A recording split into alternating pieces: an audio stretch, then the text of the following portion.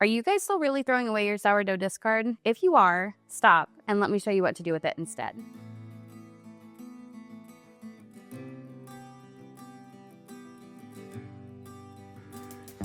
Whoa.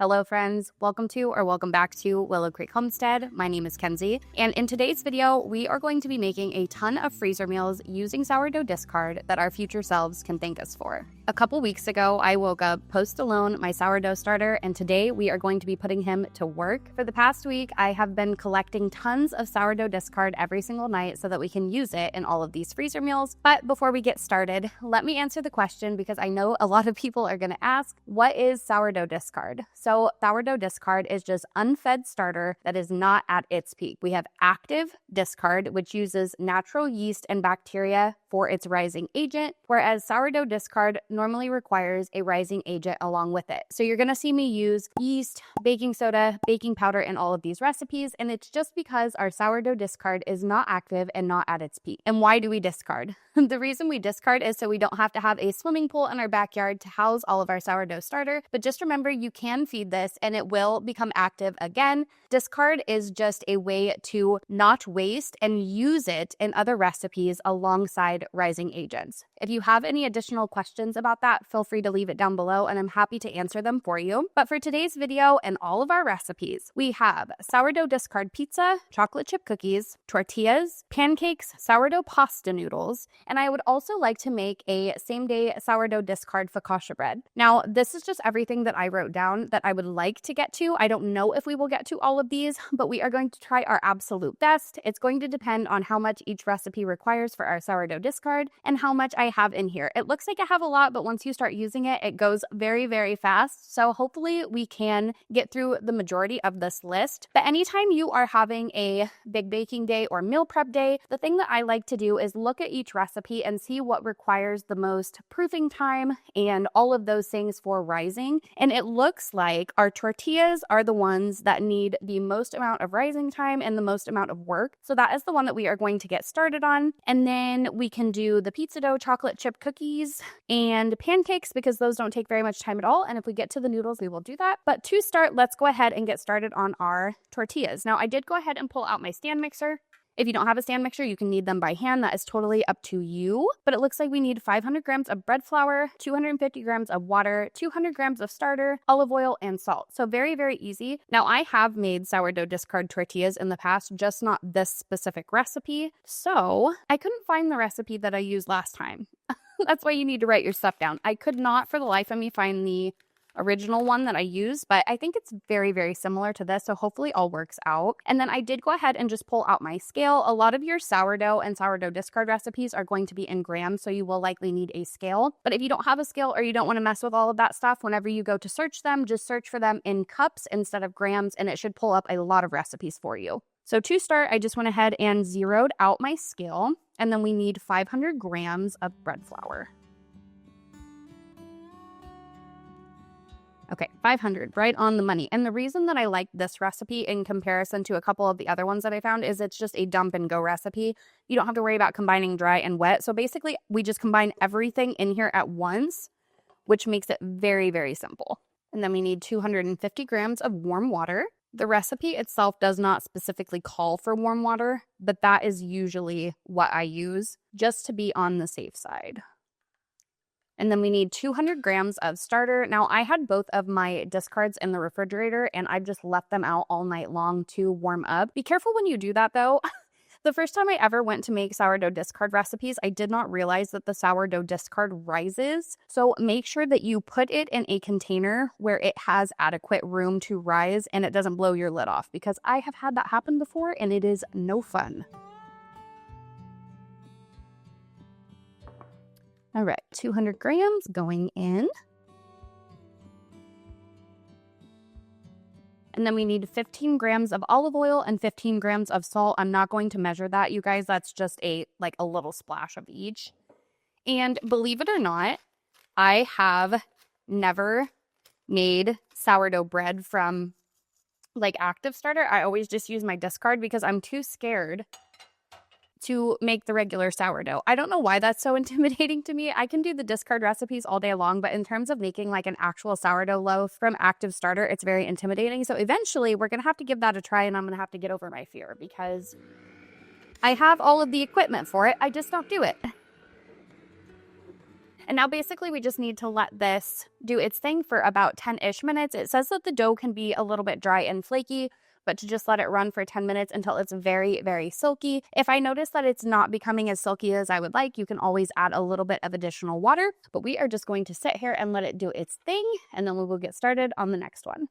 So I went ahead and let the tortilla dough run for about 10 minutes, and this is very, very silky, and the recipe specifically said it would be in the instructions, very silky, but not sticky. So the biggest thing with this one is we need to let it rise up to 30%. It said that it can take up to 4 hours, but what we're looking for this is for it to rise significantly, 30% more than what it is right now, and to get very, very bubbly before we start frying these up. So I'm just going to go ahead and set this right over here on my counter. I did go ahead and wash my dough whisk, but the next thing we're going to move on to while I have my dough whisk on here is the pizza dough. And then I don't think we'll need that anymore, and we'll switch to something else. I really need to get printer ink for my printer. You guys, look at this. I had to write every single recipe down just so I did not forget anything, but it was a little bit of work to do so. So for the pizza dough, if we are doing the mixer, again, it looks like this one, we don't have to separate the wet and dry. You could if you wanted to, but I find that in a stand mixer, if you're doing it this way, it's probably not a big deal on the pizza dough. Pizza dough is really, really forgetting. So it looks like we need to start with 200 grams of starter. So again, I'm just going to zero out my scale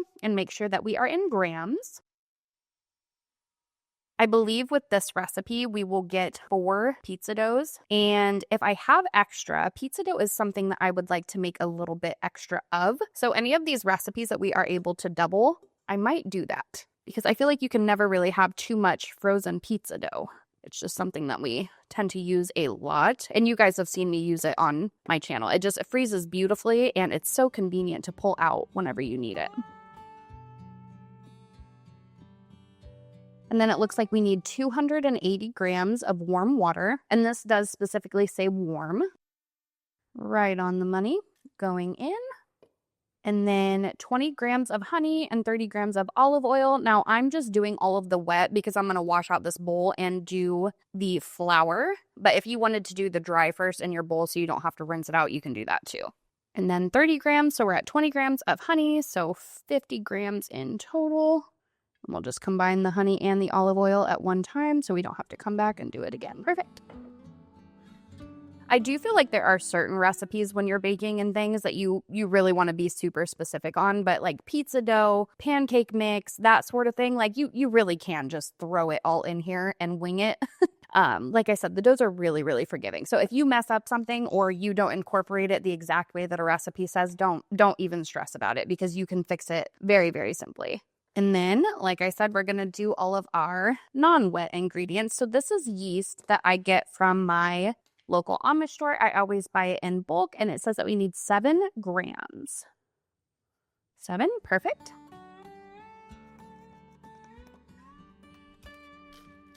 Then it looks like we need 20 grams of salt, and salt is so incredibly important for your breads, friends. If you don't forget anything, let it be the salt. Because if you don't add salt to your breads, it will taste like absolutely nothing. Ask me how I know. I have made that mistake multiple times when making baking recipes for breads and things. And if you don't add the salt, it comes out tasting absolutely disgusting. So make sure you don't forget to add it.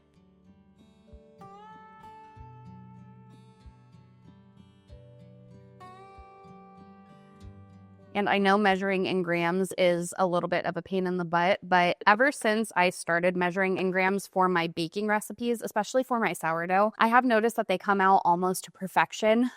There's just so much fluctuation whenever you use cups and things like that to measure that it's really, really nice to have it just set at an amount and not go over or under. So if you have never tried to measure in grams or bake that way, I would recommend because I do feel like the finished product comes out much, much better. Go ahead and get our little guard on here. I got to invest in a different stand-up mixer, you guys. I don't mind this one, but I need a bigger one. So if anybody has any Good recommendations. Let your girl know. Okay, and then the next thing is, again, we just let this knead for about 10 minutes. We'll take it out and knead it by hand as well, but let's get this one going. I'm going to say probably on like a 2 or 3 for all of these and just let them go through the whole process on that same speed.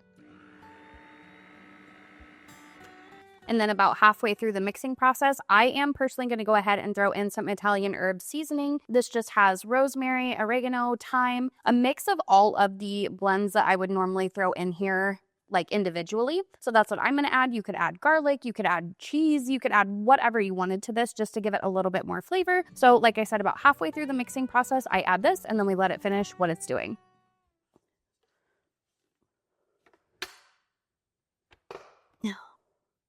What in the... Oh. Well, friends, my dough's done. If I can... You know what? We'll just do it like this. And I'll get the bowl out later. Not how I wanted to do it because now my hands are going to be all sticky, but that's okay. Okay, so now we need to go ahead and knead the pizza dough by hand for just a little bit and incorporate some extra flour. Now, usually I would recommend that you just pour it out of the bowl and flour your hands so that it can't stick to you. But as you see, I was struggling a little bit. But this dough, friends, beautiful, very supple. And that's how all of my sourdough discard dough is. It's just really, really nice dough. I think whenever I did like the week of dinners with you guys, it was because the dough was in the fridge for a little bit longer. But usually they are very, very easy to work with and just absolutely beautiful. And we shouldn't need a whole lot of extra flour, just enough to kind of work it in and get the dough to a not as sticky place before we put it in our freezer bags.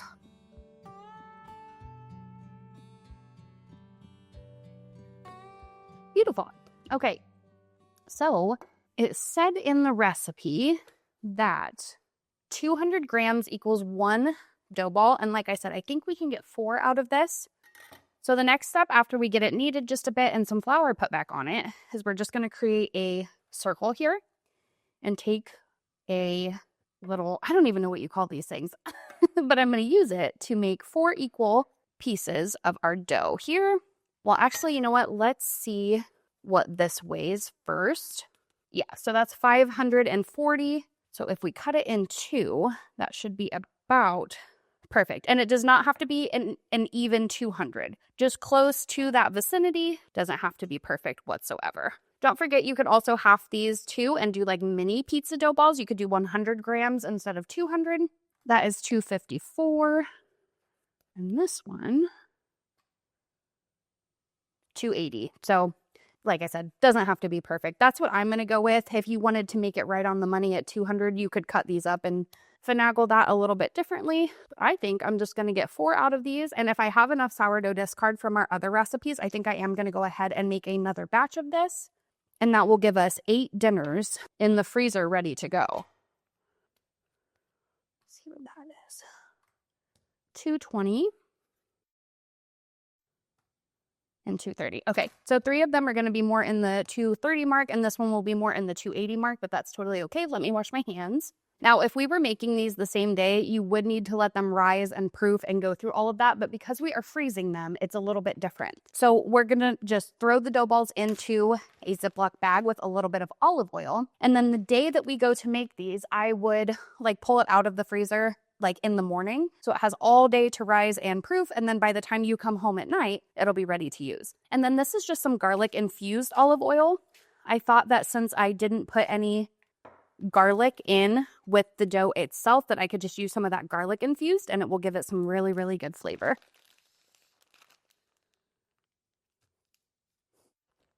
And they do tend to look a little bit smaller in the bag, but I don't make humongous pizzas, but these will rise and proof throughout the day. Like I said, whenever you go to use them, we're just not giving them the opportunity to right now. But these dough balls will definitely get bigger than what they look like right now.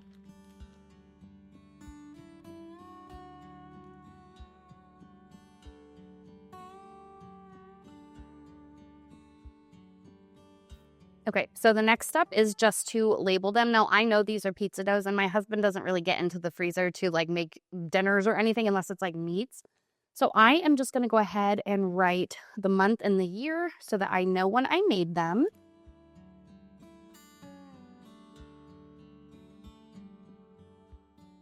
And how easy is that? 4 dinners that I don't even have to think about. They are just ready to go for me. So let me clean up my station for just a second, and then we will get started on the next recipe.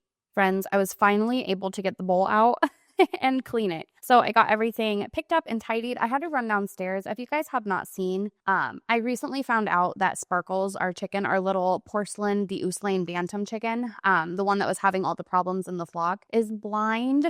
So I've had her inside for like a month and a half now. I've been having to go down and check on her, but I have a little Silky in with her that I'm hoping I can pair her with as just like a companion. It makes me really sad though, because Sparkles is never going to be able to go out to the flock again. But yeah, I've never had to deal with a blind chicken before.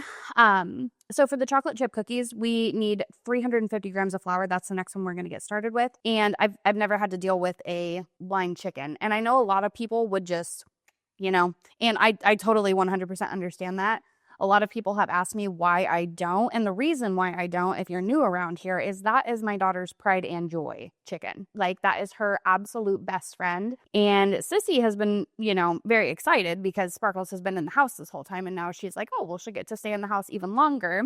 So yeah, of all chickens that could happen to, it just so happened to be Sparkles. And you guys know I don't just cull for any reason. Some people do, and I totally understand why you would do that, because it's not really much of a life for a chicken. But I think if I can pair her with another chicken and then maybe make them their own like coop or enclosure, we'll see how it goes. But yeah, that is my daughter's absolute best friend. She's down there all the time hanging out with her, and a lot of my videos, whenever I very first started my social media journey, were of Sissy bringing Sparkles into the house and sneaking her in. So that little feathered thing is like her best friend at this point. Oh, you know what, friends? That said 350. Did I just screw that up? Hang on. Restart. It says 350 grams of flour. I think I did 300. Let's see here. Where is that at? This is why I shouldn't talk and do things at the same time. Okay, that was 500 grams of flour. I don't know how I spaced that off. So 350 grams. Those would have been some very, very floury cookies. Okay, 350. Much, much better.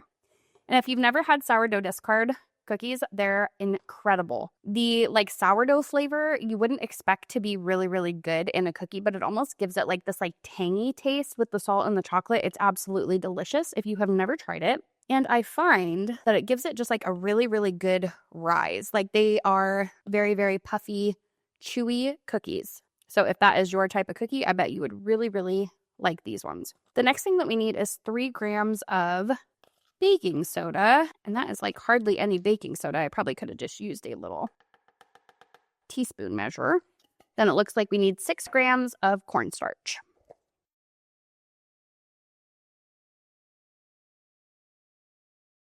Okay, and then 2 grams of salt. And I am not measuring that. And again, I'm just going to throw all of this stuff together.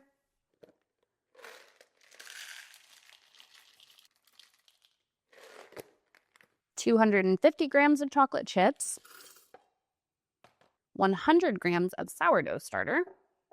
And these are just sugar and flour containers, you guys. I found them at Walmart, and I thought that they would be perfect for my sourdough because they're so tall. And I also, whenever I first got into sourdough, I bought a kit on Amazon. I'll link it down below. It actually really did help me. It took me, I want to say 27 days or so to get a fully active starter. But the kits are not necessary, but it does come with all of the components that you need, which I found to be incredibly, incredibly helpful. And it had a lot of really good instructions for a beginner. So that is always an option if you are looking to get into sourdough. One thing I do want to say though, if you have a septic system like I do and you live out in the country, be really, really careful about washing sourdough discard down your sink, because this stuff hardens like none other. That's why you're going to see probably a lot of cuts and me walking around trying to wash stuff off in between everything, because if you leave it, it will dry in no time and it hardens so bad. So just be really, really careful washing it down your sink. And then it looks like we need 180 grams of butter. So I did just go ahead and microwave this just for a minute, and I will probably re-microwave it whenever we get our measurements in here, just so it is nice and soft. Don't forget you can save your butter containers to start seeds in. That's what I do. I just wash them and then we can start some vegetables and things in them as well.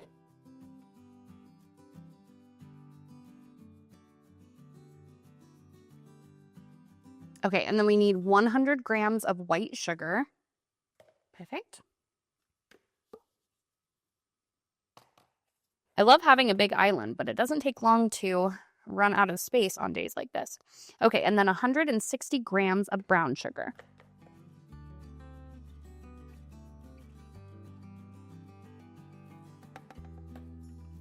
Then measure with your heart on the vanilla. You already know. I feel like 5 grams of vanilla isn't enough, and my kitchen, my rules. So then lastly, we need 1 egg and 1 egg yolk. So thank you, girls. All right, and that is it. And now we just let it mix for, I don't know, until everything's combined, maybe like 5 to 6 minutes. And if you add all of this stuff in here, like I just did, make sure you like slowly rotate your knob and don't let this go full speed, or else you'll have a giant plume of flour all across your kitchen.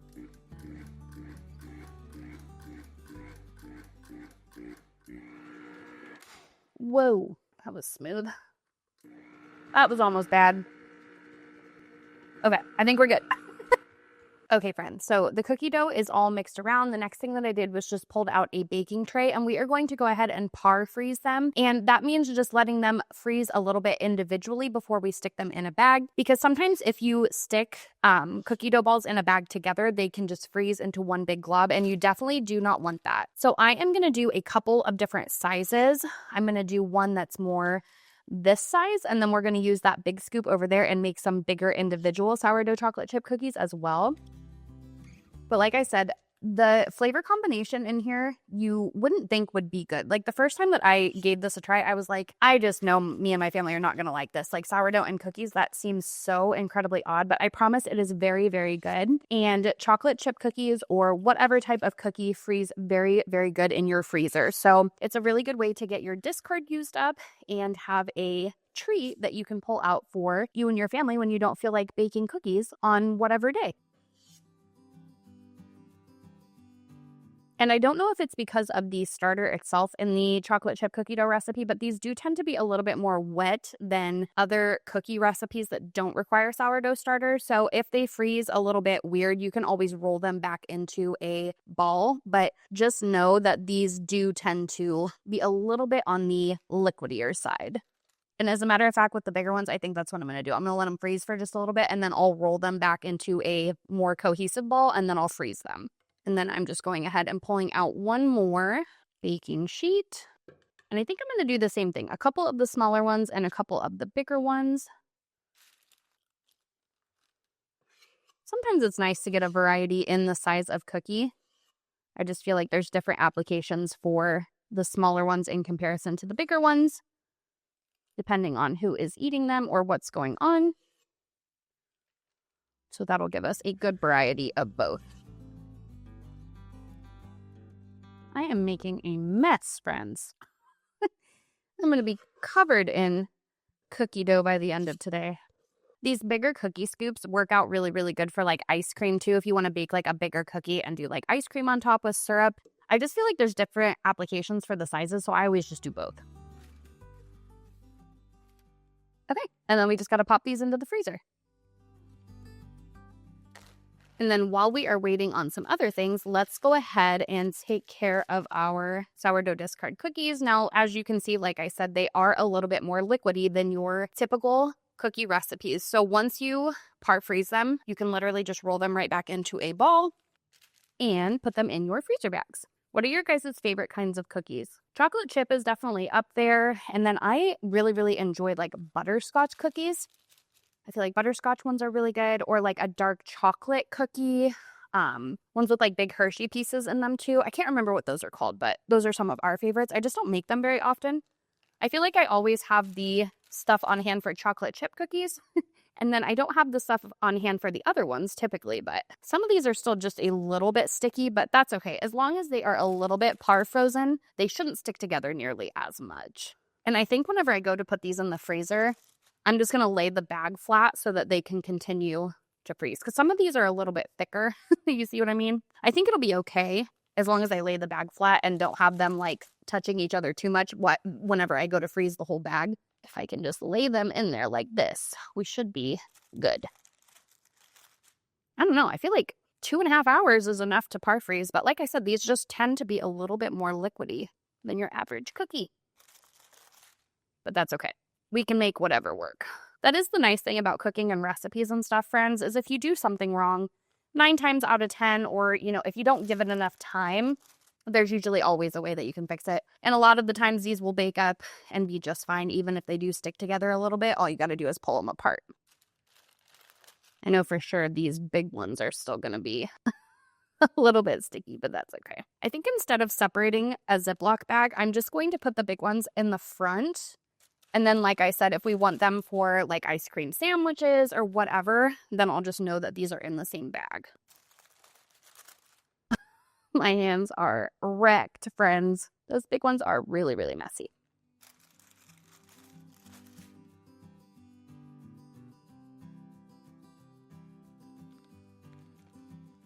Okay, and then like I said, if I just leave the bag like this in the freezer, I think everything will be totally fine. But here are a bunch of cookies ready to go in there, and then we have future meals. Super, super exciting.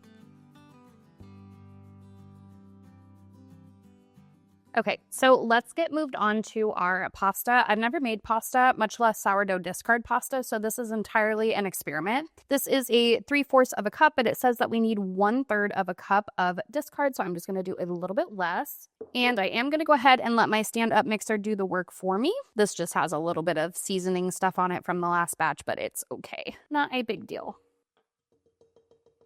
And then it looks like we need 3 cups of all-purpose flour. So this is a 1.5 cup measure. I actually got my pasta maker for Christmas last year and I have never used it. And on this website, I saw the pasta and I was like, I feel like that would be really fun to make with you guys. Now you can dry them out or freeze the noodles. I probably will just freeze them, but either one is an option. Okay, so there is 3 cups and then we need 2 eggs. I love watching all of the pasta videos on YouTube and TikTok. There are some people that are really, really creative, and it makes me very, very jealous.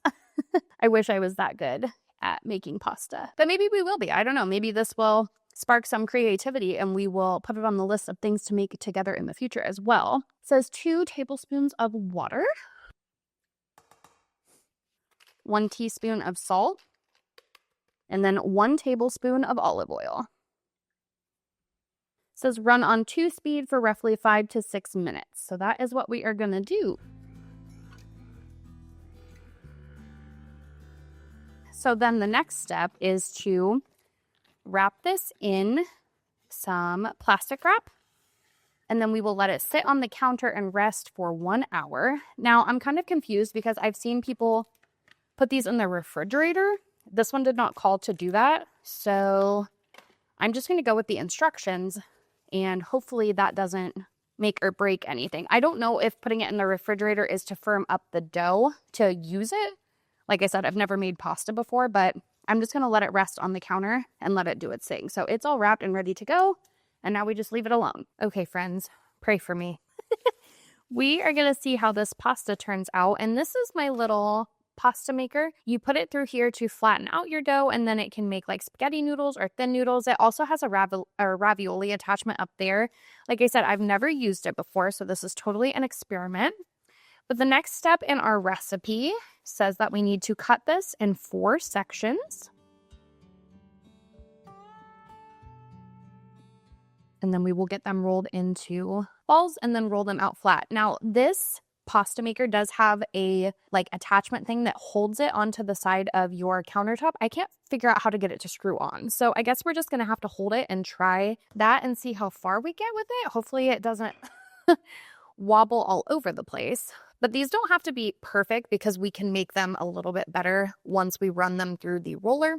But basically here is our little ball, and I'm just going to start rolling this out in kind of a little bit of a rectangle shape, I think is how most people do it. They kind of just flatten it out enough to get it into the first little set there. What in the world is that? I don't know if that was just a dry piece or what on my dough, but we'll get that out of there. And we are going to run this down pretty thin here. And this one has 9 different settings on it. So I believe 1 is the lowest and then 9 will make it the flattest. So you can play around with it in terms of how flat or thin you would like your pasta. Like I said, I have never done this before. So any and all tips that you guys have as you see me do this would be much appreciated. I just thought it would be a really fun thing to experiment with. So we will see what we can get done. The only bad thing about this is the cranker. I have to put it over here to be able to use it. So we are just going to start running the dough. Oh, you know what, friends? We need flour. It did specifically say to make sure you flour in between and just kind of rub all of this in so that nothing sticks. And then we also need to dust our noodles in the flour as well. But don't forget this part because I don't think it can run through the machine as good if you leave it off. So let's try that. Oh, see, I feel like this is going to be a little bit difficult to hold on to, but that's okay. And then all we're going to do is just turn the knob to number 2, and we are going to keep doing that exact same thing until we make it to, I would say probably 8 or 9 on this. Having technical difficulties. Okay, try that again. Maybe if I do this up here first. There we go. I'm getting it. Slowly but surely.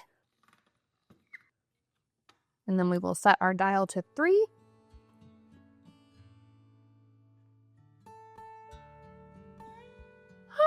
Look at how beautiful that sheet looks. I'm actually really proud of myself. Can you guys see that well? Maybe I should. Well, you know what? If I do that, you guys can't. Or, I mean, if I do that, I can't use the little knob that well. But hopefully you guys can see what I'm doing over here. Oh my goodness, friends. You know what I just thought of? How I was going to make spaghetti. I was thinking about going down and getting a box of spaghetti for dinner, but you know what? We're making noodles. We can have homemade pasta with our homemade sourdough discard focaccia bread. Best idea. I'm so happy that I went with the pasta instead of the dumplings because I wasn't even thinking about that. We can have homemade noodles. That is going to be delicious. That made me really excited. So hopefully this works out good. I am definitely going to have my husband help me with that attachment thing though to get this to stick because this is a little bit of a pain in the butt without it. Holy moly, that is a long sheet of pasta. Beautiful. Okay, I think we only have 1 more to go. Yep, we're on 8, and you can stop here. Honestly, I don't know. It feels pretty thin to me. Should we stop at 8? Maybe we could do a couple of them at 8 and a couple of them at 9. And you do not have to use the noodle attachment for this. You could cut these with scissors or however you want to do it. But because mine has a spaghetti and kind of fettuccine noodle option, I'm going to try them. But if all you have is a pizza cutter, you can do that too. Okay, so then I think the next thing that we do is we take our sheet, and on this you can see these are the thin ones and these are the thick ones. And then this handle just pops out and it has 2 options. So you can do, which way do we go? This way? Okay, let's try the thin spaghetti noodles. I want to do 2 of the balls for thin spaghetti noodles and we'll cut them down. And then maybe we'll do the fettuccine noodles for the other 2. I don't know. I'm kind of giddy because this is really fun and I've never made pasta before. And I'm just pumped that the dough looks okay. You know what I mean? So let's try it. No. Please do not do this. Please don't start. I have to at least get this started and then I can hold on to the machine. There we go. Okay. Oh, it's working! You guys! Oh my god. We have noodles! I probably should have something down so that this can catch them and it not be on my counter, but you know what? I've never done this before, so after this we will lay something down.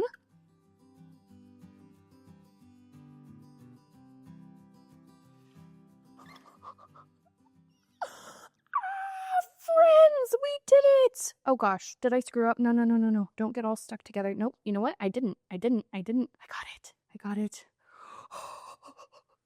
Friends, look at that. I've never made pasta before. That's so stinking awesome. I am super pumped for this. Okay, and then it did say in the recipe to make sure that you flour the noodles really, really good with flour so that they do not all stick together. And I don't know how much a portion is for dinner tonight. So let me kind of just separate them. And online, I see people kind of dust them and then just kind of take it on the table and twirl them like this-ish kind of so that it is a nice ball. One. Okay, let me get a baking tray to put them on. Okay. And then basically we can just take our little ball, set it right there, and dust just a little bit of extra flour on the top.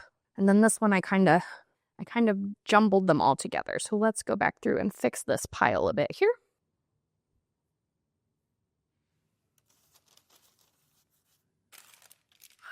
We did it! I'm so freaking pumped for that. Okay, let me get the other pile of spaghetti noodles back, and then we'll try the fettuccine ones as well. Okay, guys, so I got a bunch of our spaghetti noodles, and I've been getting better at it every single time I go. I did figure out how to put this little, like, I don't even know what you call it. I don't know. It keeps coming off. They do come with these, and you're supposed to be able to mount it to the counter a little bit easier. I find that it does work for a minute, but then it kind of loosens. I don't know if I'm just not getting it tight enough or what, but I have just been making do. But I feel like I'm getting the hang of it. I couldn't get one of them to go through, so I did go ahead and make one pile of the bigger ones, but I wanted to show you how these turn out. They have been coming out very, very nice. And the first ones that we did, I didn't cut them, so before I go to serve them or reuse them, I will cut them down. But then on these sheets, I've just been cutting them, I don't know, maybe in sheets like this, and then running them through the noodle side. And then these, like I said, we are going to make into the bigger fettuccine noodles. And then I just kind of get it started. And then I've been kind of trying to put my hand back here so that all of the noodles don't pile up, because the first time that I did it, they did that and it was kind of a pain. But I find if I just pull them slowly and crank it at the same time, and don't drop the handle, it's a little bit of a disaster around here. That's okay, though. But look at that, friends. Those are beautiful. I guess I've always just been, like, really intimidated by pasta, if I'm being honest with you. So I never made it. But this isn't really that hard, especially with the noodle machine there. It actually makes it very, very simple. And then just the couple ones that didn't get cut, maybe, like, all the way through on a couple spots, I've just been taking them and ripping them.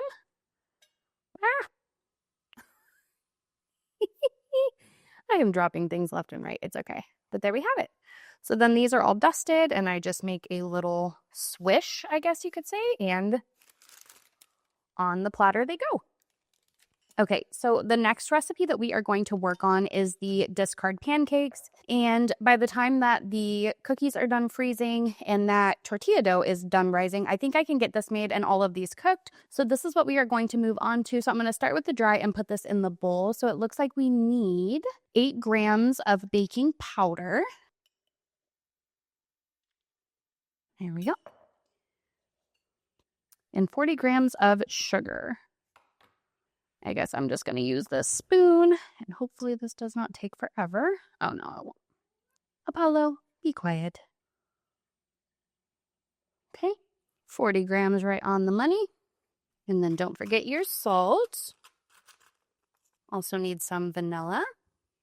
Now, I'm just making plain pancakes, but you could throw whatever into these as well. Chocolate chips, blueberries, however you want to do it. I like just plain pancakes, but if you like yours jazzed up, feel free to add the extras in. And then it looks like we need 100 grams of discard, 200 grams of all-purpose flour.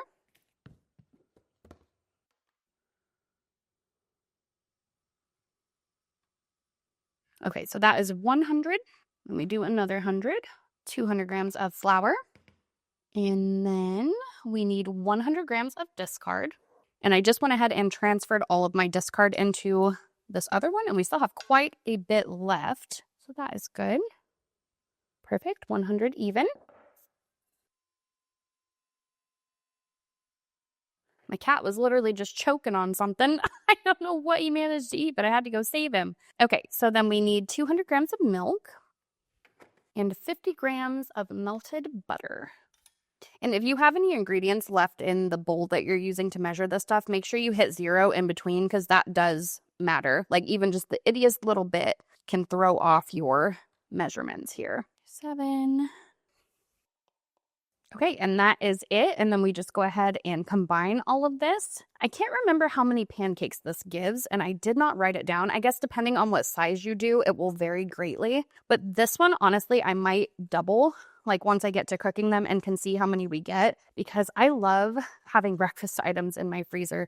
I don't know about you guys, but breakfast is one of those like things that it's not my favorite thing to make breakfast items. You know what I mean? Typically my husband will make breakfast on the weekends, but whenever he doesn't, it's my responsibility to, and I would just much rather make lunch or dinner. So I find that it is always nice for me to have breakfast items in the freezer as opposed to not having them, because it's just not my favorite thing to cook. I almost forgot to add an egg to that. So I did go back and add one, but don't worry, I will leave everything down below for you. The next thing is to just get our pan sprayed down with some nonstick pan. And then we are going to go ahead and turn this on like a medium-ish and let our pan get up to temperature. And then I also just washed my cookie scoop so that we can use it for our pancakes. And then I feel like the first pancake is always the trial and error pancake. So we will see how this goes. And I kind of just take this and move it around until I get a bit of a defining circle. I should pull out my griddle so that I can do these more than one at a time. And maybe if I make a second batch, I will be. But I want to see how this recipe does. This one is a little bit different than the one that I usually do. But basically, once you get it smoothed out into a circle, you're just going to wait until you start to see bubbles on the top of your pancake, and then we will flip it. It's very, very simple and easy. And then I'm just going to stick a little plate with some paper towel on top that we can put our pancakes on. But one of our favorite things to do with pancakes, other than just eating them plain, is make pancake sandwiches where we do like an egg. We'll cook it like through the size of the pan, and then maybe pick like ham, bacon, sausage, something to go on top with cheese, and you stack it like a sandwich and eat it with syrup on top. And oh my gosh, friends, it is so incredibly good. If you've never had them, they kind of remind me of like the McGriddles from McDonald's. I know they're terrible for you, but they taste so stinking good. So it's just a really, really good thing to have in your freezer, and you can convert it into sandwiches and stuff for breakfast as well. And if you go to flip these and it's still sticking to your spatula like that, just let it cook for a little bit longer. But you can see already that we have bubbles forming at the top. This one actually looks really good, so hopefully it flips well. All right, moment of truth. Oh, look at that, friends. Oh, that's perfect. The other sourdough discard pancake recipe that I made, the pancakes came out very, very thick, and I liked the texture of it, but it was almost just really hard to keep the inside from drying, so I picked a little bit of a different one with some more wet ingredients in the hopes that it would help. These look much flatter, so I think that these are going to work out really, really good. If I taste them and I like them, this will probably be our sourdough discard recipe moving forward, because I really, really like the look of that. All right, friends, I pulled the first one off, and this one seems to be perfect.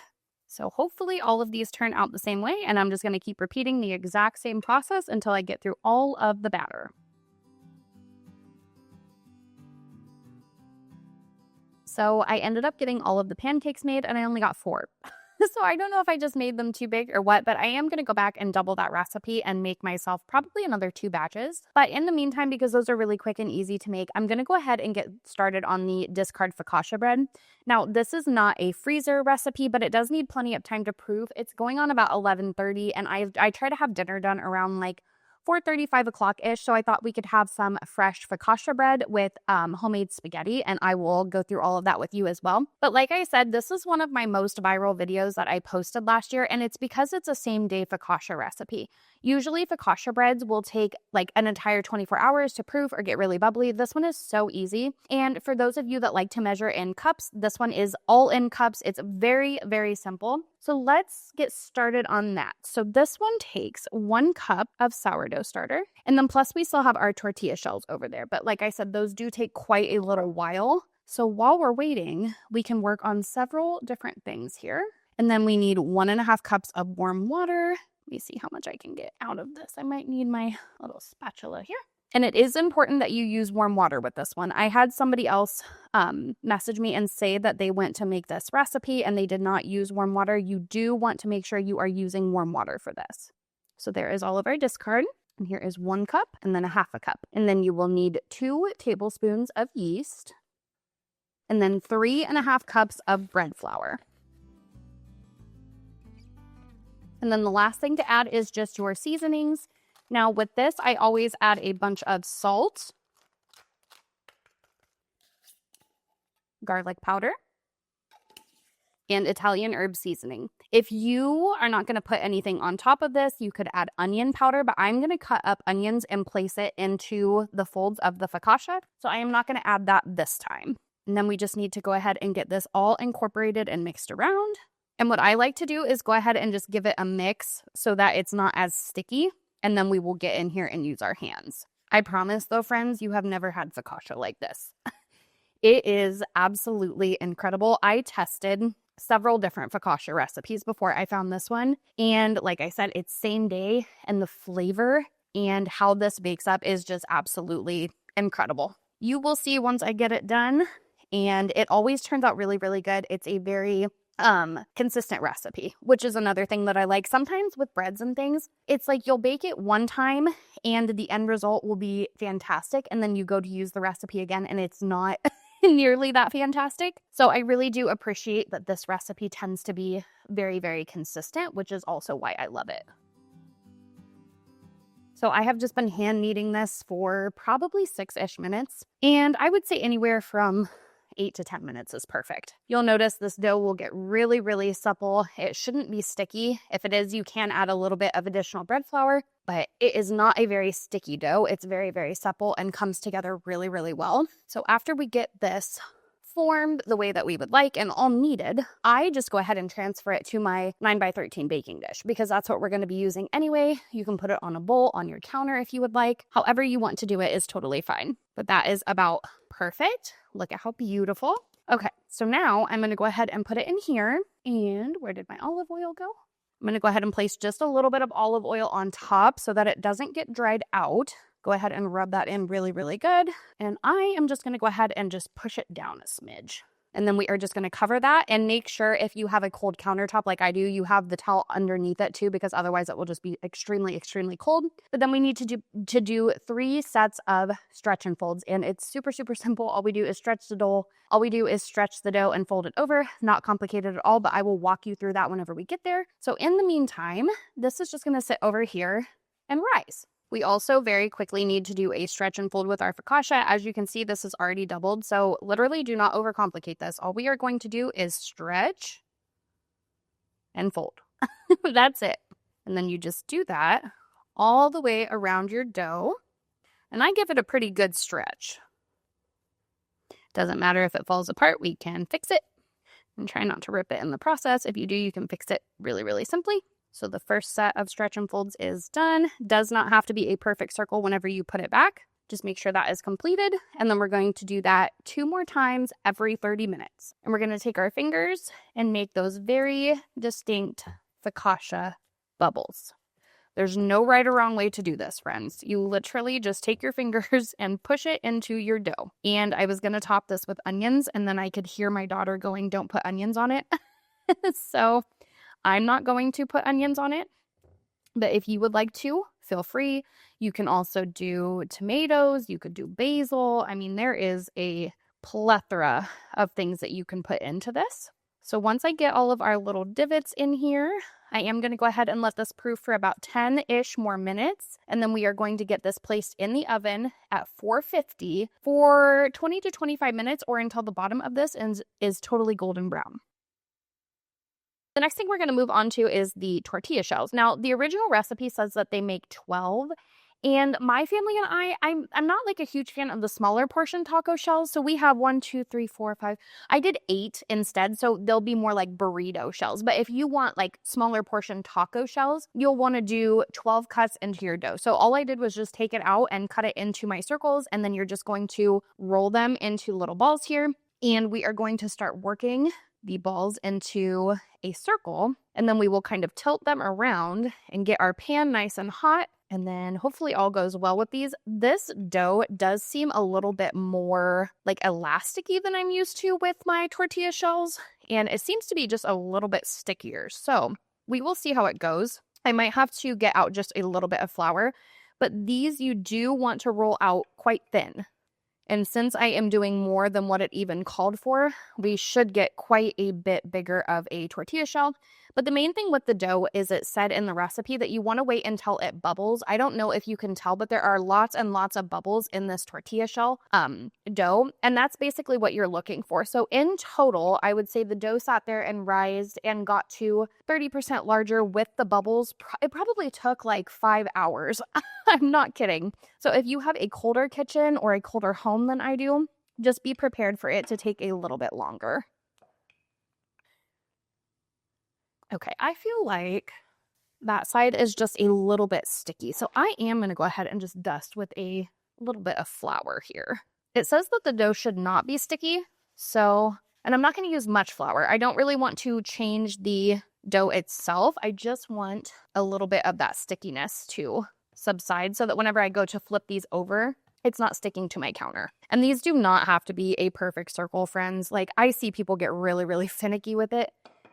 If you notice that a circle is kind of like being discombobulated a little whenever you flip it, you can kind of just take your fingers and shape it back to where you want it, and then go ahead and just roll it out again. But these don't have to be perfect circles by any means.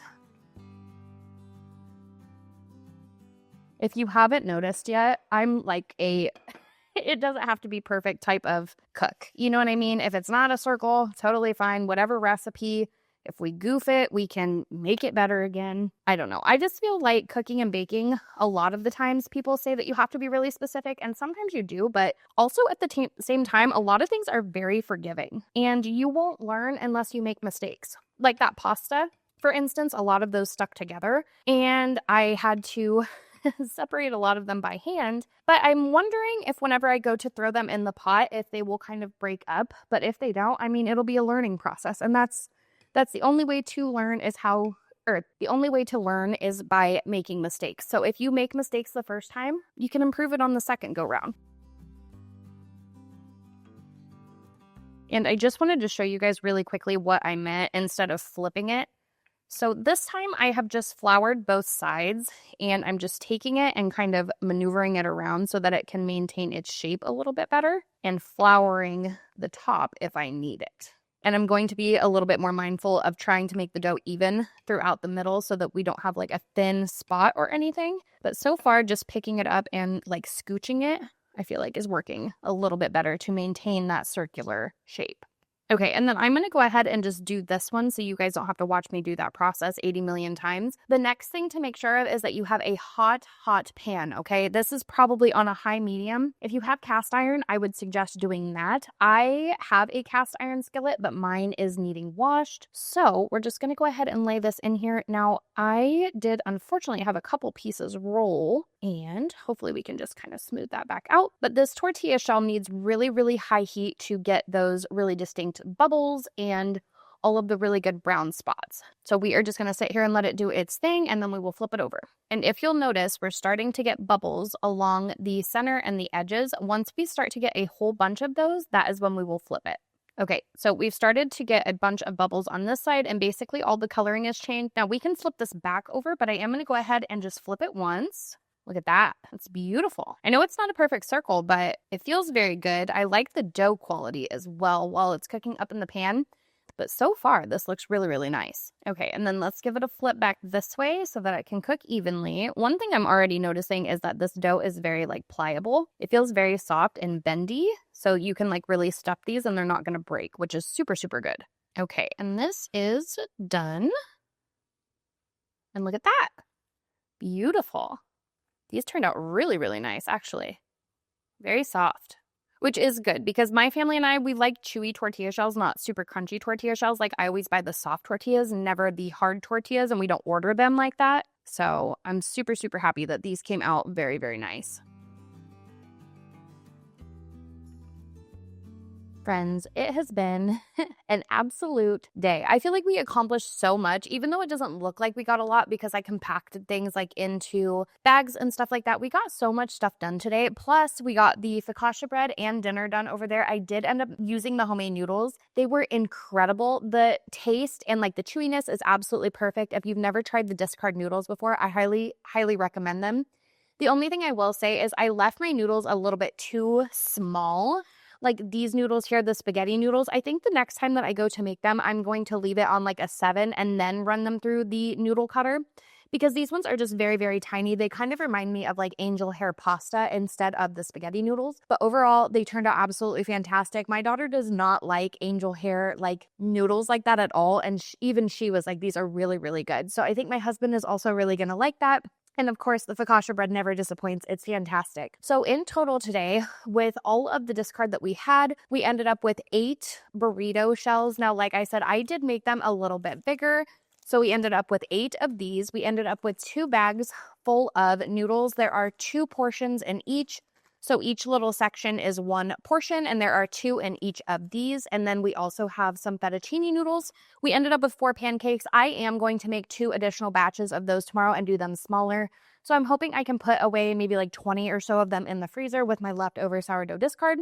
We ended up with an entire baking sheet full of the chocolate chip cookie dough sourdough discards. And then we also ended up with 4 pizza doughs. So we can make 4 pizzas in the future and save ourselves some time and effort. The thing about sourdough discard is you do kind of need a lot of it to make like a big bulk day. So this is just an experiment with some new recipes and things that I hadn't made in a while. But I think the next time that we go to do some sourdough discard recipes, because we will do that again in the future, maybe we'll just devote a day to like 2 or 3 of them and do like a huge bulk prep. You know what I mean?